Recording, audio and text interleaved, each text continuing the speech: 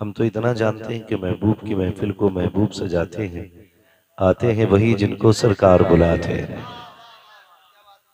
यहाँ आना भी सबके बस की बात नहीं होती है और यहाँ से जाना भी सबके बस की बात नहीं होती है। हुजूर की महफिल है, जब तक वो चाहेंगे बैठाए रखेंगे, जब वो नहीं चाहेंगे फिर बंदा बैठ नहीं सकता है। ये तो सभी ने जाना होगा और पता होगा। अजमेर शरीफ में गरीब नवाज आए, ऊँटों को बैठा दिया था, तो राजा महाराजाओं ने पूरी कोशिश की थी, ऊँट नहीं उठे थे। उठते भी कैसे, गरीब नवाज ने बैठा रखे थे। अगर गरीब नवाज के बैठाए हुए ऊँट नहीं उठ सकते तो हुजूर के बैठाए हुए गुलाम कैसे उठ सकते हैं। उम्मीद ये है इंशाअल्लाह थोड़ी देर और मुझे बर्दाश्त करेंगे, अल्लाह आपको सलामत रखे। मैं ज़्यादा देर गुफ्तगू नहीं करूँगा और ज़रूरी नहीं है कि एक आध घंटा गुफ्तगू हो तभी महफिल कामयाब हो। सच तो ये है कि तूफान नूह लाने से आखिर क्या फ़ायदा, एक कश्क ही बहुत है अगर कुछ असर करे। नौजवानों, आज इरफान भाई की मोहब्बतें आप देख रहे हैं और ये इन्होंने बच्चों के अकीक़े के मौके पे किया है। 3 बेटियां हैं, अल्लाह ने एक बेटा दिया है। अल्लाह बेटियों के नसीब को अच्छा करे और बेटे को लंबी उम्र अता फरमाए। हम लोगों को आज एक चीज पे गौर करना चाहिए कि बाप बाप होता है। जिस तरह इरफान भाई को अपने बच्चों के अकीक़े की, विलादत की ये सारी खुशियां हैं, इसी तरह हमारे बाप ने भी हमारी विलादत पे खुशियां मनाई होंगी। धीरे धीरे जैसे जैसे वक्त गुजरता जाता है, हम माँ बाप की कुर्बानियों को नजरअंदाज करते चले जाते हैं। और जब हम कमजोर होते हैं ना, तो हमारे माँ बाप हमें उंगली पकड़ के चलना सिखाते हैं। हम एक बात को अगर कह नहीं पाते तो माँ बाप एक बार को रिपीट करके करते करते करते करते उस वक्त तक बच्चे से उस बात को रिपीट करते हैं जब तक वो बात कह ना ले। अगर हम बात करें कि अगर माँ बाप बच्चे को कलमा याद कराते हैं तो एक बार नहीं, 2 बार नहीं, सैकड़ों मर्तबा बच्चे को कलमा बताया जाता है, सुनाया जाता है, तब जाके बच्चे की जबान पे कलमा जारी होता है। इसी तरह से बाकी बहुत सारे ऐसे उमूर हैं जिनमें माँ बाप कई बार कोशिश करते हैं। मैं नौजवानों सिर्फ इतना कहना चाहूंगा कि हमारी जबान अगर एक बार काम नहीं करती है तो माँ बाप 100 बार दोहरा लेते हैं, लेकिन बुढ़ापे में जब माँ बाप के कान काम करना छोड़ जाते हैं तो एक बाप के सामने बेटा किसी बात को 3 मर्तबा दोहराने के लिए तैयार नहीं होता। वो अल्लामा रूमी रहमतुल्लाहि तआला अलैह ने एक वाक़या तहरीर फरमाया कि एक शख्स की दीवार पे कौवा आके बैठ गया। वो बूढ़ा हो गया था, उसने अपने बच्चे को आवाज दी, बेटे जरा बात सुन। बेटा आ गया, उसने कहा अब्बा क्या बात है? उसने कहा बेटा ये दीवार पे क्या बैठा है, ये दीवार पे क्या बैठा है? तो उसने कहा अब्बा दिख नहीं रहा तुम्हें? कहा अगर दिखता तो तुझसे पूछता क्यों? तो उसने कहा अब्बा ये कौवा है। उसने कहा बेटे मैं ऊंचा सुन रहा हूं, थोड़ा और जोर से बोलो। उसने फिर कहा अब्बा ये कौवा है। उसने फिर तीसरी मर्तबा कहा बेटे और ऊंचा बोलो, मैं सुन नहीं पाया। बेटा बिगड़ गया, कहने लगा जब तुम्हें सुनाई नहीं देता तो शौक क्यों है बार बार पूछने का? बाप की आंख में आंसू आ गए। अल्लामा रूमी लिखते हैं कि उसने रो के कहा था बेटे जब तू छोटा था ना और एक कौवा इसी दीवार पे बैठा था, तूने 40 मर्तबा मुझसे तोतली जबान में पूछा था अब्बा ये क्या है? मैंने 40 मर्तबा तुझे कहा था ये कौवा है, और कहा बेटे आज तुझे मेरी आवाज से नफरत हो गई है। कल जब तू तोतली जबान में मुझसे कहता था ना अब्बा ये क्या है, हर बार मैं तेरा मत्था चूम के कहता था बेटे ये कौवा है। हर बार तेरी पेशानी को तुझे ये लग रहा है कि तेरे बाप के कान ऊंचा सुनने लगे हैं। कहा मेरे लख्ते जिगर नूर नजर बात सुन। कहा सुन, जब तू एक बात को बार बार कहता था तो हर बार मुझे ये खुशी होती थी मेरा बेटा बोलने लग गया है, मेरा बेटा बोलने लग गया है। नौजवानों में कहना ये चाहता हूँ, हमारी विलादत पे हमारे बाप को कितनी खुशी होती है, हमारी पैदाइश पे कितनी खुशी होती है। हमारी विलादत हुई, बाप ने मीठा तकसीम कराया, लड्डू बनाए गए, पूरे मुआशरे में तकसीम किए गए, मेरा बेटा पैदा हुआ है, मेरे घर के अंदर शहजादा आया है। आपसे मैं इतना कहना चाहता हूँ, अगर बाप को इतनी खुशी होती है तो फिर बेटे बाप की मैयत की दुआएं क्यों मांग रहे हैं? अगर बेटा बीमार हो जाता है तो बाप कहता फिरता है, साहब दुआ करना अल्लाह बेटे को जिंदगी दे दे, बेटा लंबी उम्र पा जाए। अगर बेटा बीमार हो जाता है, बाप रोता फिरता है, मेरे बेटे की लंबी उम्र की दुआएं की जाएं। मगर अफसोस की बात है, अगर बाप बीमार होता है तो बेटा कहता फिरता है, मौलाना दुआ कीजिएगा ताकि बाप की मिट्टी अल्लाह को प्यारी हो जाए। अब अच्छे नहीं लगते हैं, अब परेशानी ज्यादा है, अब देखा नहीं जाता है। ये किस्मत की खराबी है जब बाप की मौत मांग रहे हो। अल्लाह तौफीक दे तो बाप की जिंदगी मांगा करो, लंबी उम्र मांगा करो। तुम नहीं जानते हो, अगर तुम्हें यह लगता है इसकी खांसी से घर का माहौल बिगड़ रहा है, इसकी आवाज से घर का माहौल बिगड़ रहा है, तो गलत सोचते हो। खुदा की कसम, अगर ये बीमार बिस्तर पे पड़ा है, इसके हाथ उठते हैं खुदा की रहमतें बरस जाया करती हैं, इसकी जबान चलती है खुदा की तरफ से बरकतें आ जाती हैं। इसके लिए मौत ना मांगा करो, अगर मांग सकते हो इसके लिए जिंदगी की खैरात मांगा करो, जिंदगी की भीख मांगा करो। भूल गए हैं हम लोग, हमें शायद ये रिश्ते याद नहीं है। लोग तड़प जाते हैं, कहते हैं कि मेरा बाप अच्छा हुआ चला गया, गया तो घर खाली हो गया। शर्म आनी चाहिए, ये रिश्ते रब को कितने प्यारे हैं। बकरीद आने वाली है, सारे लोग गोश्त के चक्कर में पड़े रहते हैं। कोई कहता 80,000 का जानवर लिया है, कोई कहता 60 का लिया है। मेरे जैसा जानवर बस्ती में किसी का नहीं है। मुझे बताओ तो सही, ये कुर्बानियां जमाने के लिए हो रही है या खुदा के लिए हो रही है? अगर रब के लिए है तो फिर ये मुकाबला कैसा है, ये दिखावा कैसा है? जानवर को ला करके दरवाजे पे बांध दिया जाता है ताकि दुनिया देख करके जाए जैसा सेठ का बकरा है ऐसा किसी का बकरा नहीं है, जैसे फला का जानवर है वैसा किसी का जानवर नहीं है। शर्म आनी चाहिए। हमारी कुर्बानियां अल्लाह के लिए हो, हमारी तमाम जितनी भी नेकियां हैं अल्लाह और उसके रसूल की रजा के लिए होनी चाहिए। कुर्बानी क्या है? क्या सिर्फ गोश्त के लिए कुर्बानी की जाती है या सिर्फ गर्दनें काटी जाती है? गौर करो प्यारे, पूरी कुर्बानी ये किसी रिश्ते की याद दिलाती है। इतनी आसानी से सिर्फ कुर्बानी कह के नहीं गुजरा जा सकता है। आप देखो तो सही तारीख का ये बाप पलटो, लोग हज करने के लिए जाते हैं, सफा मरवा की सही ये माँ बाप की और औलाद के रिश्ते की याद दहानी है। आप देखें जमजम आप पिएंगे तब भी तुम्हें माँ और बेटे का रिश्ता दिखाई देगा। आप जाएंगे जब शैतान को कंकर मारेंगे वहां भी तुम्हें बाप बेटे का रिश्ता दिखाई देगा।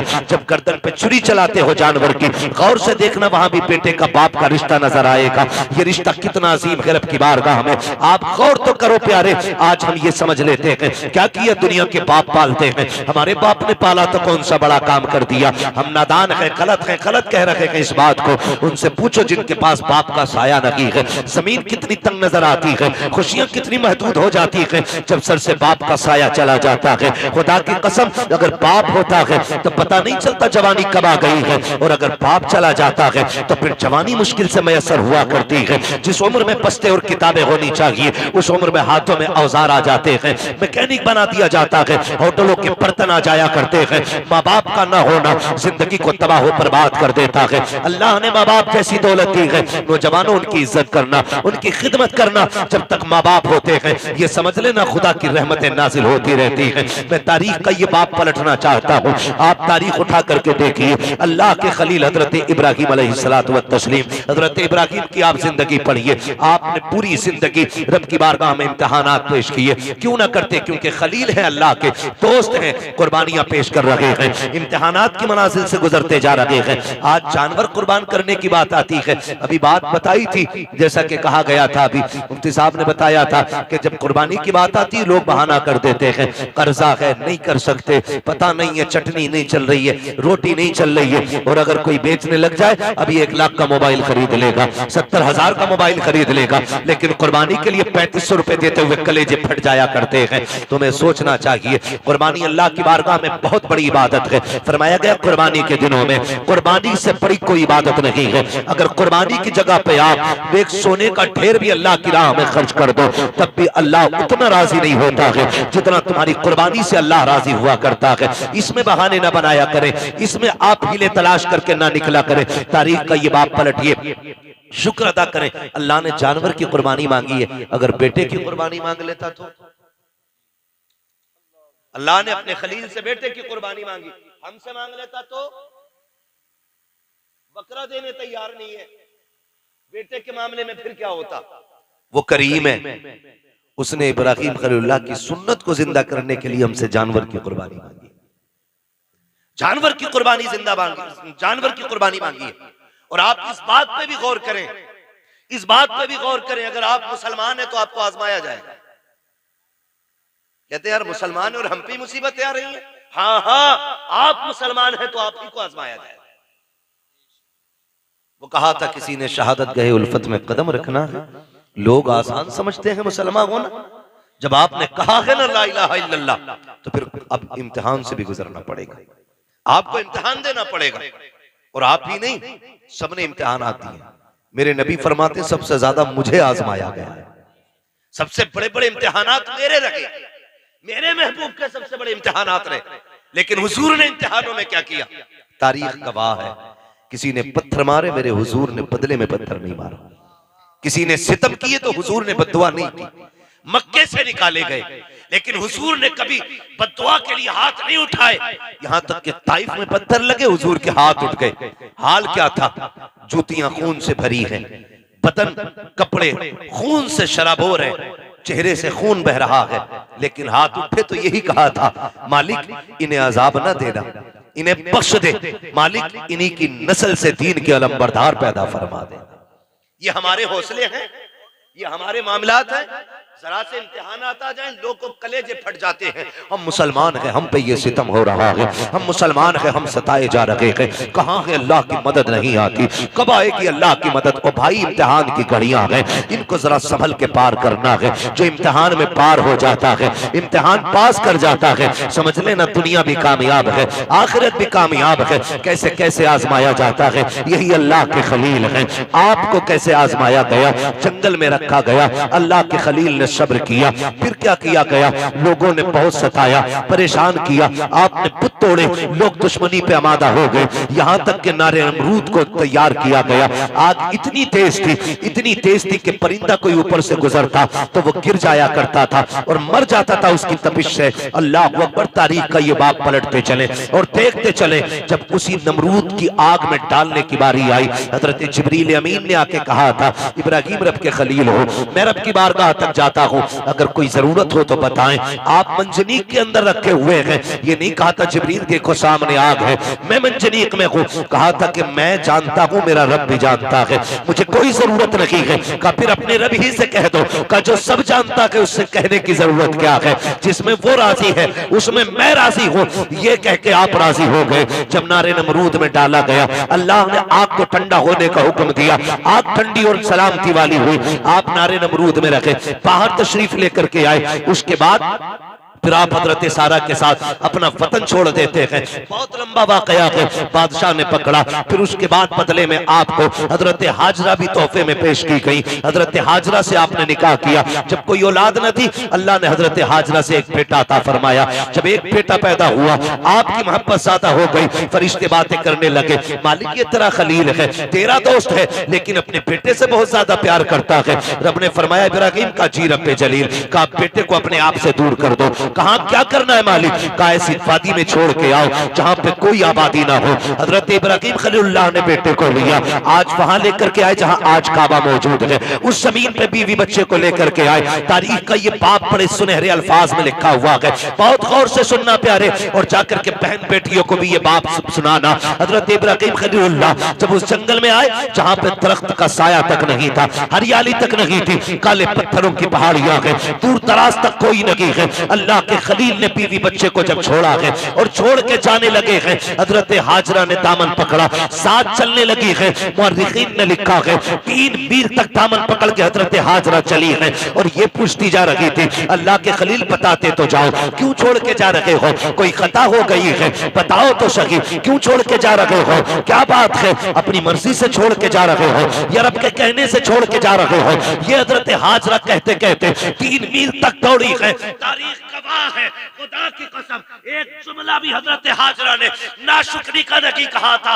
आज शौहर अगर बीवी के पसंद के कपड़े न लाता है तो फिर बीवियां बिगड़ जाया करती हैं। कहती तुम्हारे घर में सुकून नहीं मिला है, जब से तुम्हारे घर में आई हो मुझे मिला कि क्या है, इस तरह के ताने दिया करती है। ए मेरी बेटी मेरी बहन कान खोल के सुन लेना, तेरी जन्नत तेरे शौहर के कदमों में रखी गई है। तू लाख सजदे कर ले, लाख नवाफिल पढ़ ले, अगर तेरा शौहर तुझसे नाराज है तो खैरियत नहीं है। अगर तेरा शौहर 2 पैसे की चीज लेके आता है उससे चेहरा बिगाड़ के बात ना कर, उसका मुस्कुरा के इस्तेमाल करना। तू नहीं जानती है कि तेरे शौक तो इतने हैं कि शौहर की कमाई उतनी नहीं है। लंबी लंबी लिस्टें बना के दी जाती है, मुझे 7,000 का जोड़ा चाहिए, 8,000 का जोड़ा चाहिए। मेरी बहन तो कनीज़े फातिमा ज़हरा है, तेरे लिए जन्नत में महल्लात तैयार किए गए हैं, जन्नत में जन्नती लिबास तेरे लिए है। फकत इतना करना है, तुझे अपने शौहर की रजा में राजी रहना है। तू कौन है, तेरी औकात क्या है? ना तू वली की बेटी है, ना तू नबी की बेटी है, ना तू नबी की बीवी है, ना तू वली की बीवी है।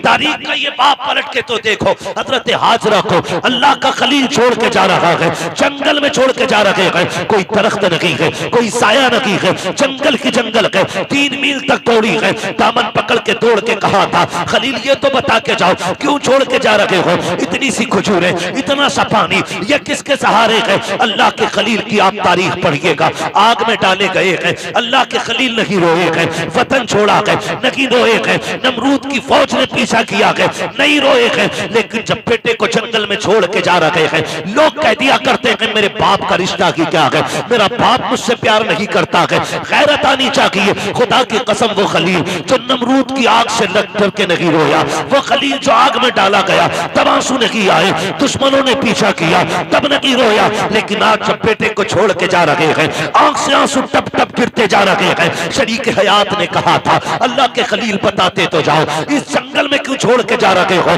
अच्छा ये बताओ अपनी मर्जी से छोड़ रहे हो या रब ने हुक्म दिया है? इतना सुनना था। अल्लाह के खलील ने कहा था हाजरा प्यारी सौजा बता तो सके, अगर रब ने किसी को ऐसा बेटा दिया हो और वो भी कोई शुरू उम्र का ना हो, 70 साल की उम्र में मिला हो, और यूं ही नहीं जिसको दुआओं में मांगा हो, सजदों में रो के मांगा हो, तब जाके इस्माइल सा बेटा मिला हो, क्या ऐसे बेटे को कोई जंगल में छोड़ जाएगा? अपनी मर्जी से छोड़ के जाएगा? कहा हाजरा ये अपनी मर्जी से छोड़ के नहीं जा रहा हो, बल्कि अपने रब के कहने से छोड़ के जा रहा हूं। हजरत हाजरा ने इतना सुना, तवक्कुल अल्लाह देखिए, अल्लाह पे भरोसा देखिए, इतना सुनना था। दामन छोड़ा, मुस्कुरा के कहती है खलील फिर ठहरो, ये पानी भी ले जाओ, खजूरें भी ले जाओ। कहा क्या करोगी? कहा जिस रब की मर्जी से छोड़ के जा रहे हो वही रब खाना भी दे देगा, पानी भी दे देगा। इसे तवक्कुल अल्लाह कहते हैं। क्या बात है। नारे तकबीर, नारे रिसालत, मसलके आला हजरत खतीब अहले सुन्नत मुफ्ती हम्माद रजा मुरादाबादी, नारे तकबीर। ये रिश्ता होता है माँ बाप का, इसे समझने की कोशिश करें। जो खलील नारे नमरूद से न रोया वो बेटे की जुदाई पे रो दिया, वो बेटे को छोड़ते वक्त रो दिया। सोच तो सही, कैसे कह देते हो मेरा बाप प्यार नहीं करता? खुदा की कसम खा के कहता हूं, मंडी चले जाओ, मार्केट चले जाओ, जितने मजदूर थैले हाथ में लेके खड़े होते हैं ना, उनसे पूछना इस उम्र में क्या जरूरत थी इतनी गर्मी में काम करने की? सिर्फ यही कहेगा बच्चों का पेट है, बच्चों के लिए आया हूं। बच्चों की जरूरतें माँ बाप को मौत तक ले जाती है, और औलाद कहती है क्या किया है मेरे बाप ने, क्या किया है मेरे बाप ने? खुदा की कसम अगर तेरे हलक में हराम का लुकमा नहीं जाने दिया है तो सबसे बड़ा एहसान किया है तेरे बाप ने, बहुत बड़ा एहसान किया। और मैं ज्यादातर नौजवान बेटे आपसे गुजारिश कर जाऊं, आप ही के रामपुर से एक दिन फोन आया, कहा गया कि मौलाना हमारे अब्बा को समझाइए। मैंने कहा बात क्या? उसने कहा रिश्ते नहीं हो रहे हमारे। मैंने कहा वजह?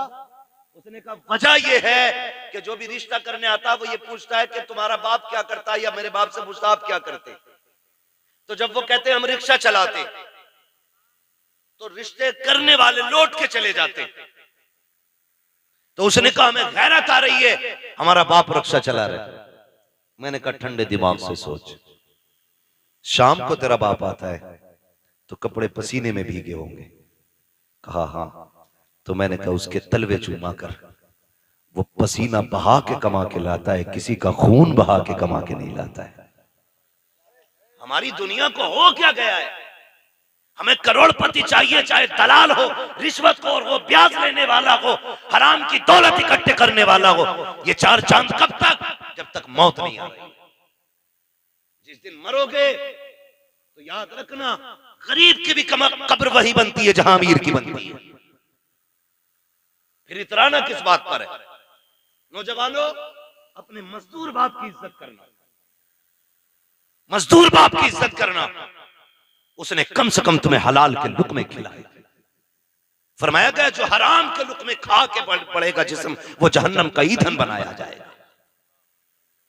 क्या यह एहसान नहीं किया बाप ने कि ईंटें ढोता रहा, रक्शे चलाता रहा, बोझ उठाता रहा, लेकिन किसी के आंसू बहा के पैसा नहीं लाया, किसी का हक मार के पैसा नहीं लाया, किसी को सता के पैसा नहीं लाया। तुझे क्या पता है, लोग कहते मजदूर के घर बेटी नहीं देनी है। मैं कहता हूं अगर बेटी देनी है तो मजदूर के घर दे। खुदा की कसम, तेरी बेटी को जो इज्जत मजदूर के घर मिल सकती है वो दुनिया के दौलतदार के घर नहीं मिलेगी। किसी रिश्वतखोर या प्याजुए के घर जाकर के तेरी बेटी को वो इज्जत नहीं मिलेगी जो एक मजदूर के घर तेरी बेटी को इज्जत और सुकून मिल सकता है। वजह यह है आज हम इज्जत मजदूर को जलील समझते हैं। महबूब की चौखट है। एक गरीब सहाबी आए, आका करीम को सलाम पेश किया, अर्ज करते हैं या रसूल अल्लाह, आज माशरा बहुत बिगड़ता जा रहा है, क्या बात है? आका हम मजदूर डिपार्टमेंट से ताल्लुक रखते हैं, हमारी मजदूरी नहीं दी जाती है, लोग पैसा मार लेते हैं, आका में कई कई दिन तक धक्के दिए जाते हैं। मेरे नबी ने इतना सुना उठ के खड़े हो गए। फरमाया मुसाफा नहीं करोगे? कहते हैं या रसूल अल्लाह, हाथ ऐसे नहीं है जो आपके हाथ में दिए जा सके। क्या बात है? काका इन हाथों से मजदूरी करता हूँ, हाथों में छाले पड़े हैं, फेटे हैं, कहां आप जैसे, आपके गुलाब जैसे हाथ, कहां मेरे ये सख्त हाथ? आका खैरत आती है आपके हाथ में हाथ देते हुए। मेरे नबी ने उसके हाथ देखे, फरमाया ला तेरे हाथों को बोसा दे दो। इतना सुनना था, मजदूर की आंख में आंसू आ जाते हैं। या रसूल अल्लाह, आप बोसे की बात करते हैं, यहाँ मजदूर को बगल में बैठा के कोई पानी नहीं पिलाता है, यहाँ साथ बैठा करके कोई एक प्लेट में खाना नहीं खिलाता है। आका आप हैं कि चूमने की बात कर रहे हैं। मेरे नबी ने इतना सुना, फरमाते हैं खाली सिर्फ निजाम नहीं बनाना है बल्कि जमाने को मजदूर की इज्जत भी बतानी है। आका करीम ने जब मजदूर के हाथ को बोसा दिया तड़प गया आका, इतनी इज्जत। फरमाया सिर्फ इज्जत नहीं, एक कानून भी बता रहा हूं, जाओ जमाने से कह देना कि मजदूर की मजदूरी पसीना सूखने से पहले दे दो। का ये इज्जत किसने दी है? तो बता देना ये इज्जत मदीने वाले मुस्तफा ने अता की। हम मजदूर को हिकारत से देखते हैं और मेरे नबी ने फरमाया लो एक इज्जत का ताज और दे रहा हूं। हुजूर कौन सा? फरमाया अल कासिबु हबीबुल्लाह, जो मेहनत मशक्कत करके कमाएगा कयामत में अल्लाह उसे अपने हबीबों की सफ में जगह अता फरमाएगा। तो कम से कम इतना ख्याल करें नौजवानों, हम तो अपने बाप की मेहनत का ख्याल करें। अगर ये दुनिया वाले हमें मजदूर का बेटा कहते हैं तो कहने दें, हमें उस बाप की इज्जत करनी है जिसने चौक में गालियां खा के, मजदूरी पे धक्के उठा के हमें पाला है। तुमसे तो कम से कम इतनी तवक्को होगी उस बाप को कि कोई इज्जत करे ना करे, मेरा बेटा तो इज्जत देगा ना। अगर वही औलाद उसे जलील करने लगे तो बताओ वो जी के क्या करेगा? क्या करेगा वो जी के? जब वही औलाद उससे कहती हो कि तुझे टुकड़े डालने से बेहतर है कुत्ते को टुकड़े डाल दिया जाए, क्या करेगा वो बाप जी के? उसे हार्ट अटैक नहीं आएगा?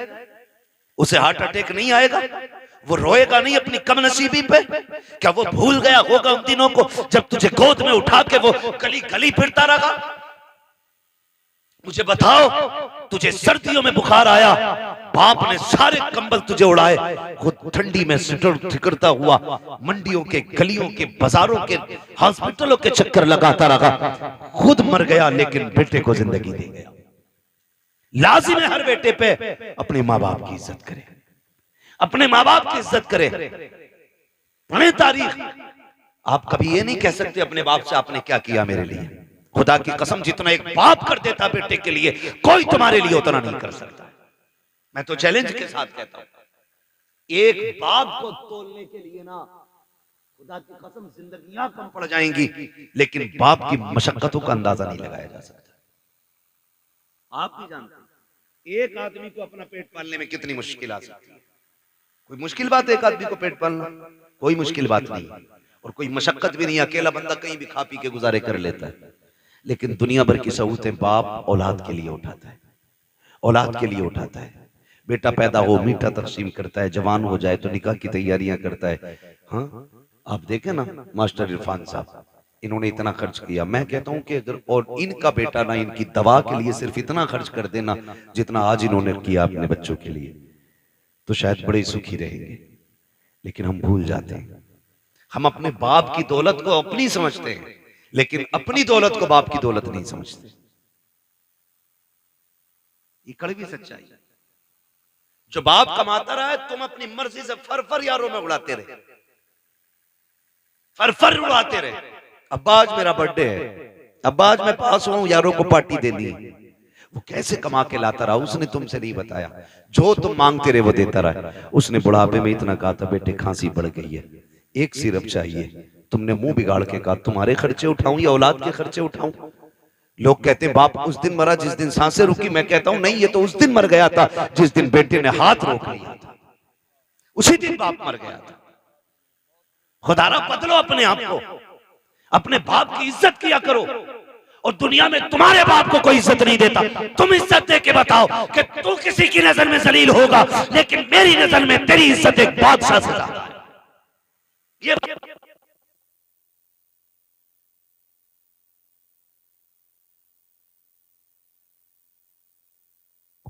कम से कम बुढ़ापे में आके तुम्हारी मोहब्बत की वजह से उसकी थकन उतर जाए, ये कोशिश किया।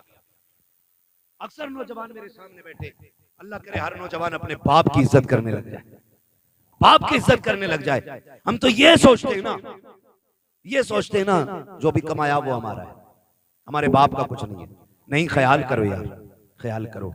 एक बाप की जिंदगी अपनी औलाद के लिए पूरी सर्व कर देता है बाप। मैं अर्ज कर रहा था, अल्लाह का खलील बेटे को छोड़ते वक्त, बेटे को छोड़ते वक्त, बेटे को छोड़ते वक्त अल्लाह के खलील रो दिए, रो दिए। तारीख का ये बाप भी पलटे। तवज्जो है? थके तो नहीं अभी? अगर नहीं थके तो बोले जरा या रसूल अल्लाह। हमारे अलीम भाई बता रहे थे कि ये बड़े सुस्त लोग बैठे, और नकीब साहब भी फरमा रहे थे हल्के में मत लेना। अल्लाह सलामत रखे। मैं आपसे ये भी नहीं कहूंगा कि आप हाथ उठा के सुभान अल्लाह को या उठ के सुभान अल्लाह को। मैं कहता हूं जो मैं बात कह रहा हूं इसे दिल पे लिख के ले जाना। अगर आज के बाद एक बाप को भी इज्जत मिल गई ना, तो मैं समझूंगा हम सबका यहां आना कामयाब हो गया, आपका बुलाना कामयाब हो गया।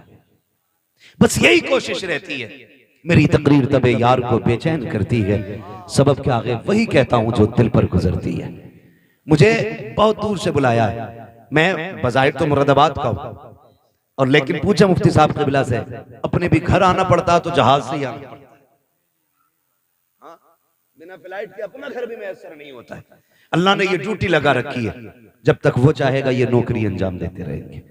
मगर आपसे इतनी गुजारिश है, इतनी मेहनत से हमारे इरफान भाई ने ये महफिल सजाई है, ये कोशिशें की हैं, आपके बैठने का इंतजाम किया है, सिर्फ इसलिए किया था कि हमारी बस्ती वालों तक दीन की कुछ बातें पहुंच जाए, दीन की कुछ बातें पहुंच जाएं। अल्लाह करे आज के बाद किसी बाप को इज्जत मिल जाए, कोई मां मुस्कुराने लग जाए, खुदा की कसम फिर समझ लेना इनका ये जो सारी कोशिशें करना है अल्लाह की बारगाह में मकबूल हो गया। अल्लाह के खलील तो छोड़ के आ गए, हजरत हाजरा ने बेटे को लिया, पलट के उसी जगह पे आई जहां छोड़ के गए थे। पहली शाम आई, जब शाम आई तो दरिंदे जानवर बाहर निकल के पहाड़ियों से आए, बाहर निकल के आए पहाड़ियों से और चीखने लगे। जब बोलने लगे, हजरत हाजरा की गोद में हजरत इस्माइल है, आपने ना एक खारदार लकड़ी तोड़ी दरख्त से, किसी पेड़ की कोई शाख तोड़ी और उसको आसमान में घुमाया। फिर आपने जानवरों को मुखातब करके कहा, खबरदार शर्म नहीं आती है? देख नहीं रहे हो किस पे भौंक रहे हो? मैं एक नबी की माँ हूं, एक नबी की बीवी हूं, मेरी गोद में जो लाल है कोई आम बेटा नहीं, मेरी गोद में रब का इस्माइल लेटा हुआ है, रब का इस्माइल लेटा हुआ है। का खबरदार भौंकने की जरूरत ना करना, हम पे भौंकने का मतलब है नबी की इज्जत पे भौंकना। इतना कहा सारे जानवर पलट के चले गए, सारे चले गए। फिर वो पानी, वो खजूरें, वो सत्तू, वो क्या सब कुछ जो भी दिया था कब तक चलना, सारा ही खत्म हो गया। जो भी खाने पीने का सामान था खत्म हो गया। लेकिन माँ होती है। फिर वो वक्त भी आया कि माँ के सीने का दूध भी खुश्क हो गया। फिर जब बेटे ने सूखी जबान होठों पे फेरी तो माँ से देखा ना गया। तारीख गवाह है, हज करने के लिए जाओ, हुक्म होता है सफा मरवा की सही करो। मालिक ये क्या है? कहा यहाँ मेरी हाजरा दौड़ी थी। फिर क्या करना है? कहा जब तक दौड़ेगा नहीं तेरा हज पूरा नहीं होना है, तुझे दौड़ना जरूरी है। मालिक क्यों दौड़ाया गया? कहा जब जब यहाँ आके तुम दौड़ोगे ना तो तुम्हें माँ और बेटे की मोहब्बत का एहसास हो जाएगा। एक माँ ने बेटे की मोहब्बत में कितने चक्कर लगाए हैं, 7 चक्कर लगाए। माँ तो माँ होती है। बेटे को लिटाया जमीन पे, आपने एक पत्थर इधर से रखा, एक इधर से रखा, एक पत्थर ऊपर से रखा, 3 पत्थरों से बेटे का थोड़ा सा धूप का साया किया। उसके बाद दौड़ लगाई है पानी की तलाश में। आप दौड़ करके पहाड़ के सिरे पे चढ़ी है, चारों तरफ देखा पानी नजर नहीं आया। फिर ख्याल आया मेरे बेटे को कोई जानवर न ले जाए। फिर पलट के वापस आई है, फिर बेटे की खुशकी देखी है, फिर दौड़ लगाई है। बाज मार्रिखीन ने यहां तक लिखा है कि 7वें चक्कर पे हजरत हाजरा गिर जाती है। अल्लाह अकबर जब गिरी है, इधर हजरत इस्माइल ने एड़ियां रगड़ी है। जब एड़ियां रगड़ी, रब ने फरमाया जिब्रील जी रब्बे जलील जल्दी कर दौड़ के जा करके मेरे इस्माइल की एड़ियों की जगह से चश्मा जारी कर दे। तारीख गवाह है, हजरत हाजरा ने खुद को संभाला और दौड़ करके आई। क्या देखती है? जहां बेटे के पैर लग रहे थे वहां से पानी का चश्मा जारी हो गया है, चश्मा जारी हो गया है। आज दुआ के लिए तुम मियाओं के चक्कर लगाते हो, खानकाहों में डूब जाते हो। जिससे दुआ लेनी थी तुमने उससे दुआ नहीं दी। अगर तकदीर बिगड़ लगी है, बरकत नहीं हो रही है, जाके माँ से दुआ ले। खुदा की कसम जिसकी कहीं नहीं सुनी जाती है उसकी माँ की चौखट को सुन ली जाती है। नारे तकबीर, नारे रिसालत, मसलके आला हजरत मुफ्ती हम्माद रजा मुरादाबादी सवी अख्तर रामपुरी, नारे तकबीर। मुफ्ती साहब फरमा रहे हैं भाई ये लोग सुन रहे हैं, तो मैं तो ये समझता हूं कि अगर दिल हुजूर से लग जाए तो फिर महफिलों से लोग उठा नहीं करते। वाह वाह वाह, बहुत। हाँ, और अगर महफिल में दिल लगने लग जाए तो समझें कि हुजूर की नजर करम हो गई है, हुजूर की नजर करम हो गई है। हुजूर आपकी तरफ नजर करम फरमा चुके हैं। बस मैं आपसे इतनी गुजारिश करूंगा, फरमाया गया या अय्युहल्लज़ीना आमनू उदखुलू फिस्सिल्मी काफ़ा, ए ईमान वालों पूरे इस्लाम में दाखिल हो जाओ, पूरे दाखिल हो जाओ। अल्लाह तौफीक दे। कुर्बानी आ रही है तो सारे लोग कोशिश करें, कुर्बानी करें। जिन पर वाजिब है करेंगे इंशाअल्लाह, जिन पर वाजिब है करेंगे इंशाअल्लाह। उम्मीद है जितने नौजवान बैठे हैं जो भी साहिब निसाब होंगे इंशाअल्लाह वो कुर्बानी जरूर करेंगे। हाँ, अल्लाह ताला हमें अपनी सच्ची मोहब्बत अता फरमाए। और थोड़ा सा ख्याल करें, एक पैगाम आखिर में चलते चलते मैं ये भी दे दूं, मेरे भाई कोशिश ये करनी है, कुर्बानी अक्सर और बेशतर हम लोगों के यहाँ होती है। होता क्या है कि हम अक्सर उनके घर गोश्त भेजते हैं जिनके घर से हमारे घर गोश्त आता है ना? उनके घर गोश्त भेजते हैं ज्यादातर जिनके घर से हमारे घर आता है। यानी जिनके घर से हमारे घर गोश्त नहीं आता उनके घर हम गोश्त नहीं भेजते। और बात बताऊं अगली, बुरा ना मानिएगा, मैंने पहले ही कहा था, वही कहता हूं जो दिल पर गुजरती है। अगर किसी बंदे ने एक बड़े का कुर्बानी की और एक बकरे की कुर्बानी की तो कमजोर लोगों में बड़े की बोटियां भेजी जाती हैं और बड़े लोगों में छोटे की बोटी भेजी जाती है। यही होता है ना?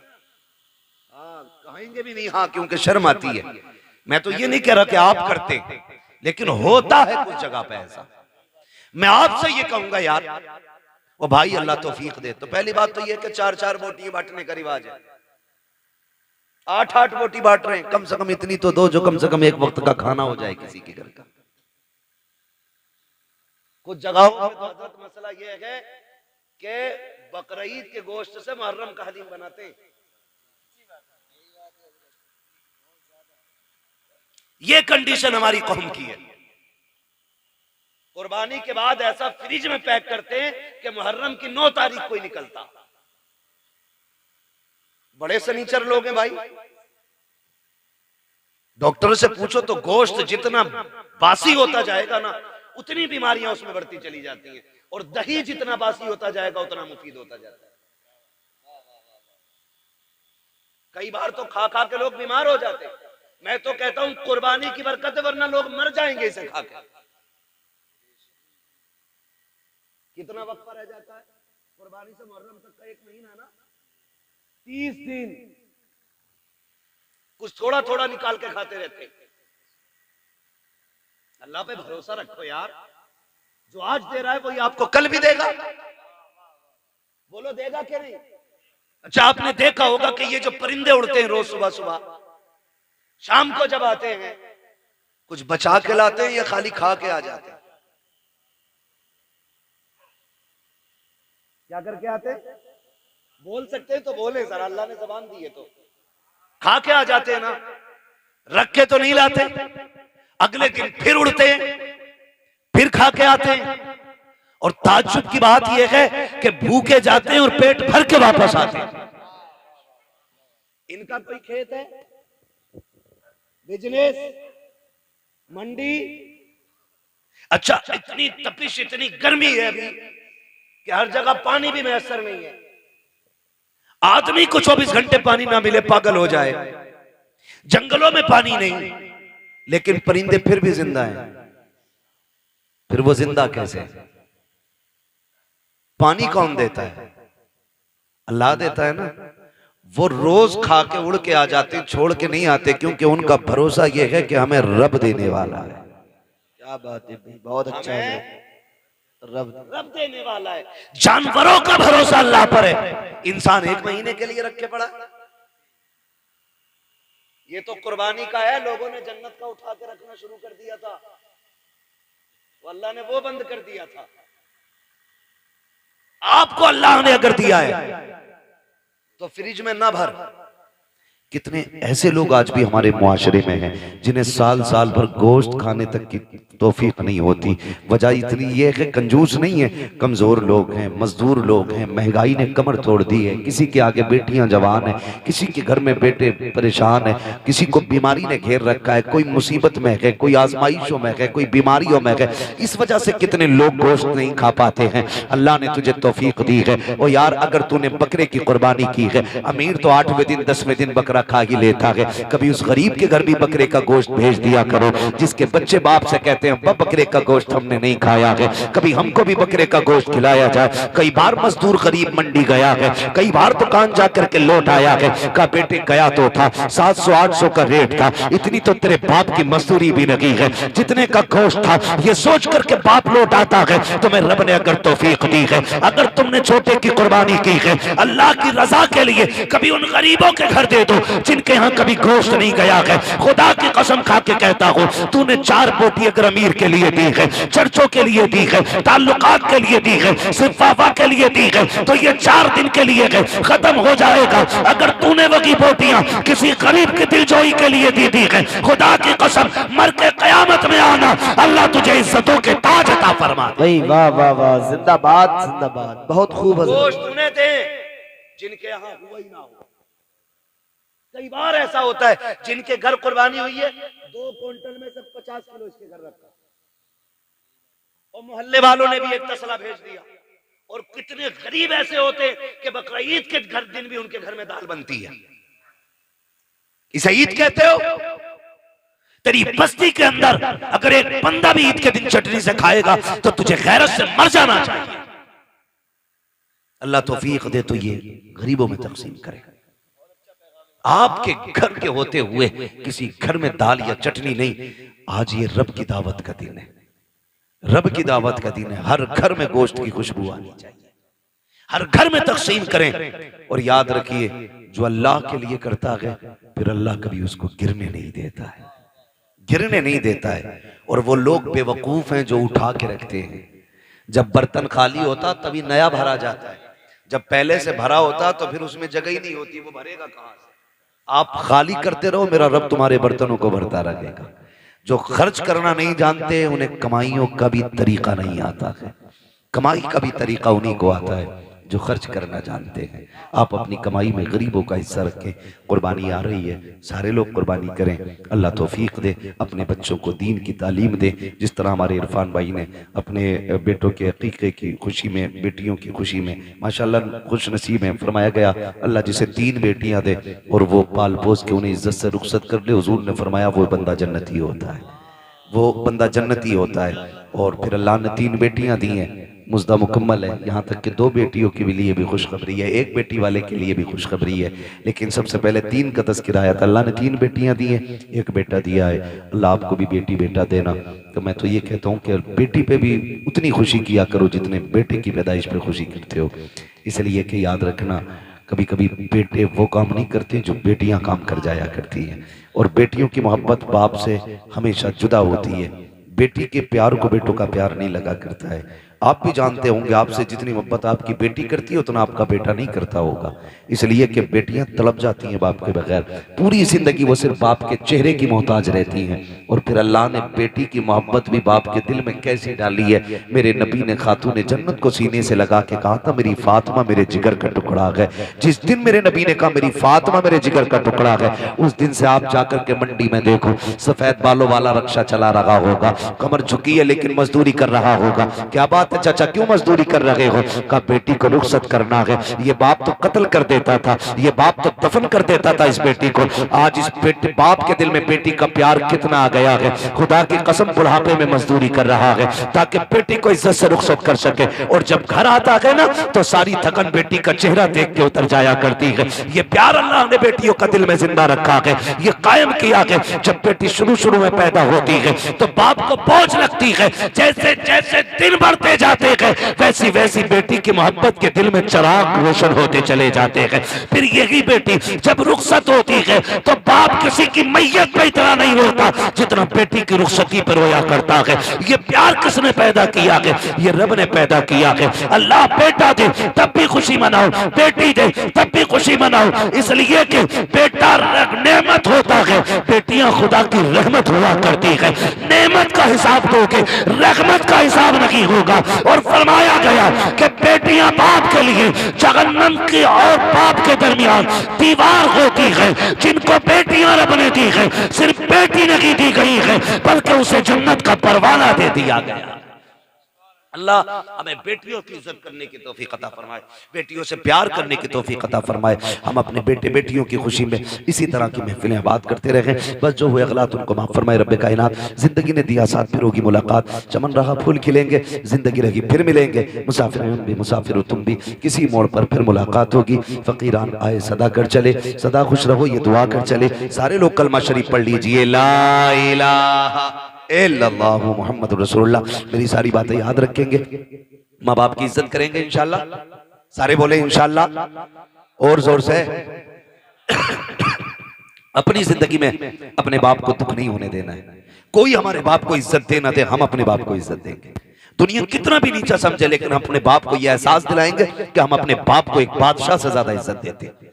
हमारी जिंदगी में हमारे बाप का वो वकार है जो बादशाह का वकार रियाया की नजर में होता, ये हमें एहसास दिलाना है और अपने बाप की खिदमत करनी है। अगर उनकी जिंदगी आपको मिल गई है तो आप खुशनसीब होंगे अगर उनकी खिदमत करके जन्नती हो जाएं।